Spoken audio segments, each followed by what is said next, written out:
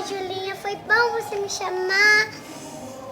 Ai, vou ficar aqui deitada, flutuando. Ai, meninas, eu sei que vocês gostam de ficar aí.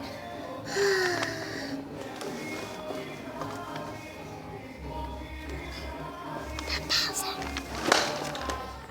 Eu sei, mamãe, que é tão bom aí. Ai, como eu sei, mãe. Eu sei.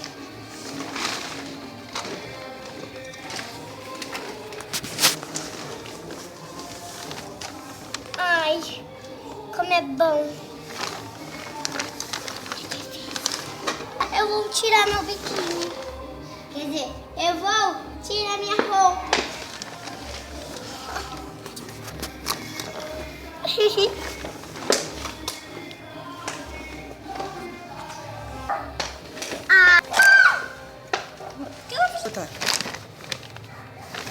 Ai, que delícia!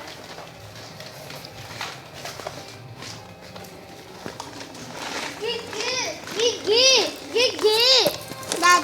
Dada!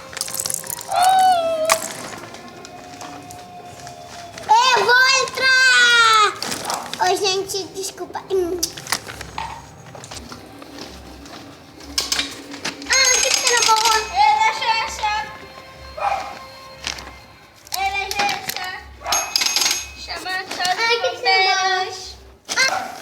Olá, amigas! Foi esse o vídeo, foi teatrinho de Barbies, tá? Todos estavam entrando nessa piscina aqui, ó. Deixei meus brinquedos aqui, eu dei uma pausinha, porque, ó, essa boneca aqui tá sem cabeça, né?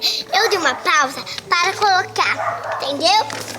Ó, então, se quer ver a segunda parte, que vai ser continuamento desse teatrinho para vocês, deixa no comentário. É só pedir se vocês quiserem ou não quiserem.